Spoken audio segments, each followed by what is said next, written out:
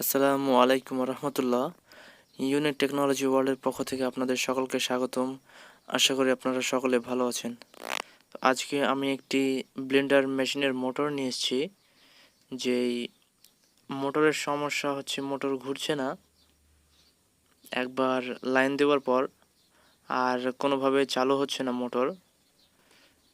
এর কোনো ম্যাগনেটিক ফিল্ডও তৈরি হচ্ছে না বা ভাইব্রেশনও করছে না, সম্পূর্ণভাবে ডেড হয়ে গিয়েছে। তো আমি মোটরটি খুলে নিয়ে মেপে দেখব যে আসলে কোনটি সমস্যা মোটরের। আমি তার এবং সুইচ চেক করেছি, এগুলো ঠিক ছিল। বাকি এবার আছে মোটরের ফিল্ড কয়েল এবং আর্মেচার। তো আমি মোটরটি সামনে নিয়ে আসছি এবং এর যে বাকি অংশ আছে সেগুলো আমি প্রথমে চেক করব। তো এখানে দুইটি ফিল্ড কয়েল রয়েছে এবং ফিল্ড কয়েলের আউটপুটে ব্রাশ রয়েছে, কার্বন ব্রাশ। তো আমি প্রথম ফিল্ড কয়েলটির ইনপুট এবং আউটপুটের কার্বন ব্রাশ পর্যন্ত চেক করব যে আসলে ফিল্ড কয়েলগুলো ঠিক আছে কিনা।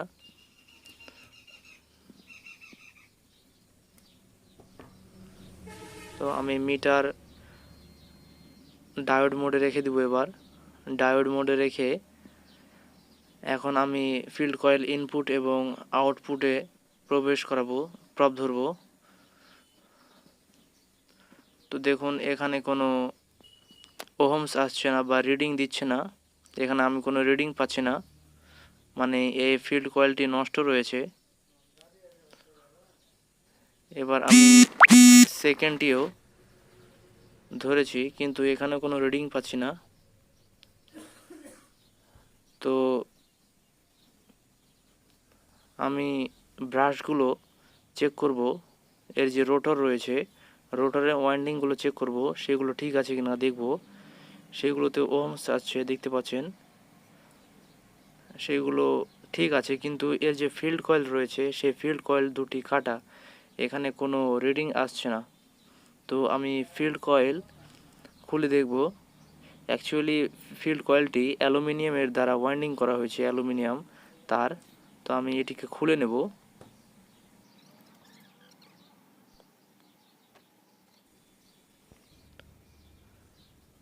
তো দেখুন আমার হাতে এখন ফিল্ড কয়েল এবং কোরটি চলে এসেছে।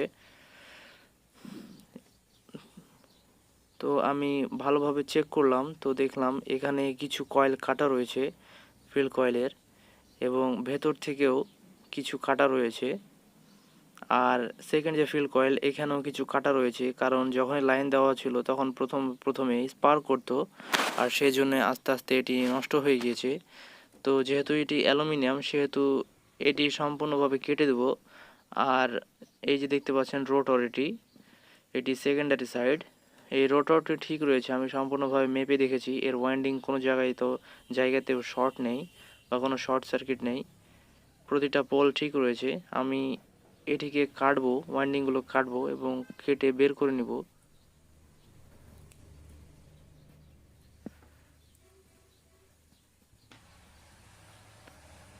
আমি প্রথমে দাগ দিয়ে দেবো যে আসলে ফিল্ড কয়েল ইনপুট আউটপুট কোনগুলো। তারপর আমি সম্পূর্ণভাবে কয়েলটি কেটে বের করে নেব।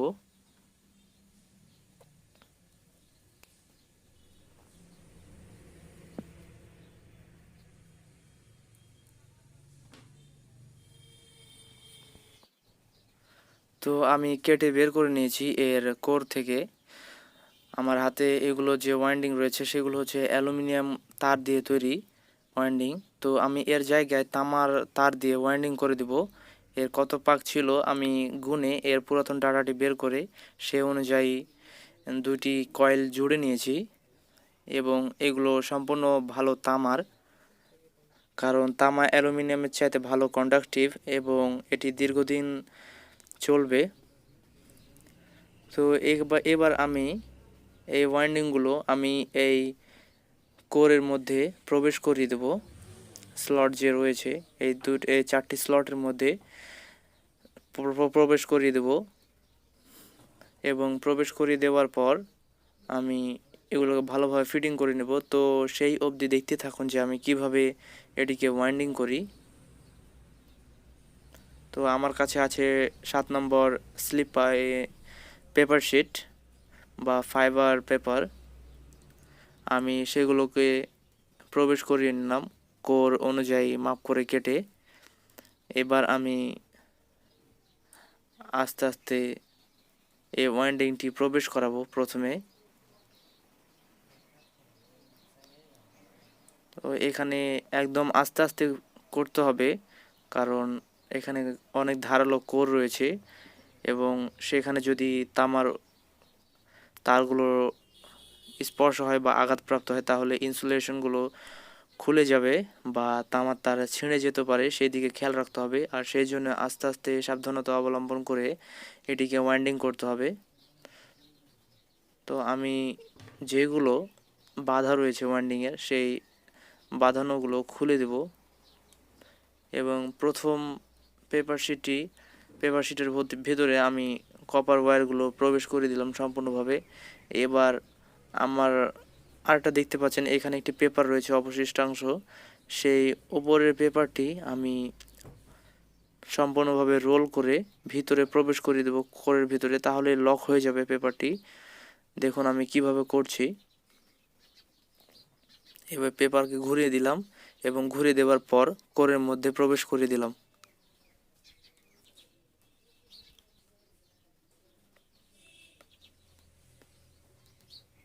দেখুন রোল করে সম্পূর্ণভাবে প্রবেশ করে দিয়েছি, দেখতে পাচ্ছেন। এবার যেন সেটি থেকে বের হয়ে না যায়, এখানে অনেক ঢিল থাকে, যেন বের হয়ে না যায় সেই জন্য আমি হালকা করে আমি গ্লু ব্যবহার করছি, সুপার গ্লু ব্যবহার করছি। একদম হালকা করে দিতে হবে যেন সেকেন্ড ওয়াইন্ডিংটা করার সময় সেই ওয়াইন্ডিংটি বেরিয়ে না যায়। সেই লক করবার জন্যই আমি আঠা ব্যবহার করলাম, আপনারাও আঠা ব্যবহার করবেন বা যে কোনো একটা লক করে দেওয়ার মাধ্যম খুঁজে বের করবেন। আমি এবার সেকেন্ড দিকটি এবার ওয়াইন্ডিং করব। তো যেভাবে আমি প্রথমবার দেখালাম সেভাবেই আমি চারটি ঠিকভাবে ওয়াইন্ডিং করেছি এবং পেপার শিট ভরার পর আঠা দিয়ে দিয়েছি। এবার আমি এটিকে সেলাই করে দেব। এটি হচ্ছে ইনপুট এবং এটি আউটপুট। সেমভাবে এই কয়েলেরও এটি ইনপুট এবং এটি হচ্ছে আউটপুট। এখানে চারটি তার বের হয়েছে এবং এবার আমি সেলাই করে দিচ্ছি এর দিকগুলো ঠিক রেখে।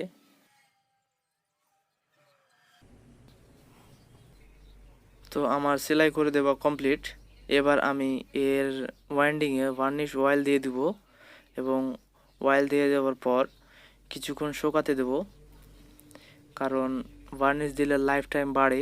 এর যে ওয়াইন্ডিং রয়েছে সেগুলোকে সব একত্র করে দেয় এবং এর ফলে এর যে ম্যাগনেটিক ফিল্ড রয়েছে সেটি ভালোভাবে ক্রিয়েট হয়। আর সেই জন্য আমি ভার্নিশ অয়েল ব্যবহার করছি। আর এখানে অনেক তাপ হয়, সেই তাপটা যেন শোষণ করতে পারে এবং সহনীয় হয়, সেই জন্য ভার্নিশ অয়েল সাধারণত ব্যবহার করা হয়।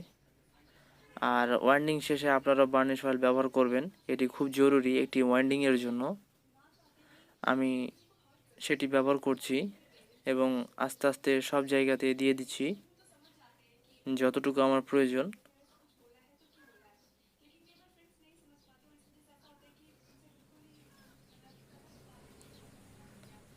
আমি আমার প্রয়োজন অনুযায়ী প্রথম এবং দ্বিতীয় দুই দিকেই বার্নিশ দিয়ে দেবো। প্রথমে সেলাই কমপ্লিট হয়ে গেছে। এরপর যে তামাগুলো দেখতে পাচ্ছেন আউটপুটের তামার তারগুলো বেরিয়ে রয়েছে, সেইগুলোতে আমি আরও কিছু ইনপুট এবং আউটপুটের তার লাগিয়ে সোল্ডার করে আমি সেগুলোকে বেঁধে দেবো ওয়াইন্ডিংয়ের সাথে। তো দেখতে থাকুন আমি কিভাবে করছি। আমার বার্নিশ অয়েল দেওয়া প্রায় কমপ্লিট।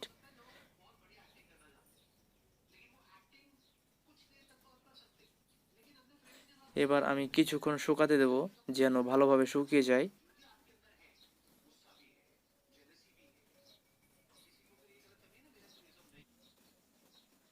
তো আমার বার্নিশ শুকিয়ে যাওয়ার পর দেখুন আমি ইনপুট আউটপুটের তার বের করে নিয়েছি। যে তার ব্রাশের দিকে যাবে সে তার ব্রাশের দিকে দিয়ে দিয়েছি এবং যেটি তার ইনপুট হবে এসি সেটি করে দিয়েছি। তো আমার ফিটিং কমপ্লিট মোটর। আমি দিক ঠিক করে নিয়েছি কোন দিকে ঘুরে এটি দিকও ঠিক করে নিয়েছি। যখন দেখবেন যে অতিরিক্ত স্পার্ক করছে তখন মনে করতে হবে যে দিক উল্টো রয়েছে, এটির দিক পরিবর্তন করতে হবে। তো আমি প্রথমে মোটরটি চালিয়ে দেখাচ্ছি। আমি চালানোর পূর্বে প্রথমে টেস্টার দিয়ে মোটরটিকে ভালোভাবে ধরবো যেন ঝাঁকি না দিতে পারে। দেখুন আমি চালিয়েছি, হালকা স্পার্ক করছে। এখানে সাধারণ স্পার্ক করবে এটি, কিন্তু যদি বেশি করে তাহলে বুঝতে হবে যে মোটরটি উল্টো ঘুরছে। তখন এর ব্রাশের যে দুইটি তার রয়েছে সেটি অল্টারনেট করতে হবে, তাহলে এর দিক ঠিক হয়ে যাবে এবং সোজাভাবে ঘুরবে।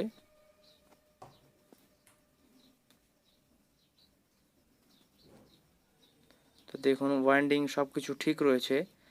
আমি এবার মোটরটি ফিটিং করে দেব এবং ফিটিং করে দেওয়ার পর চালু করব এবং চালু করে দেওয়ার পর কত অ্যাম্পিয়ার কারেন্ট নিচ্ছে সেটি দিয়ে দেখব। এটি প্রায় 200 ওয়াটের একটি ব্লেন্ডার মেশিন, যেটি প্রায় 5 থেকে 600 মিলি অ্যাম্পিয়ার কারেন্ট নেবে। তো চালু করার পর দেখবেন যে সেমভাবে 500 মিলি অ্যাম্পিয়ার বা 600 মিলি অ্যাম্পিয়ারই কারেন্ট নিচ্ছে। দেখুন। তো ভিডিওটি যদি ভালো লেগে থাকে তাহলে অবশ্যই সাবস্ক্রাইব করে পাশে থাকুন। ধন্যবাদ।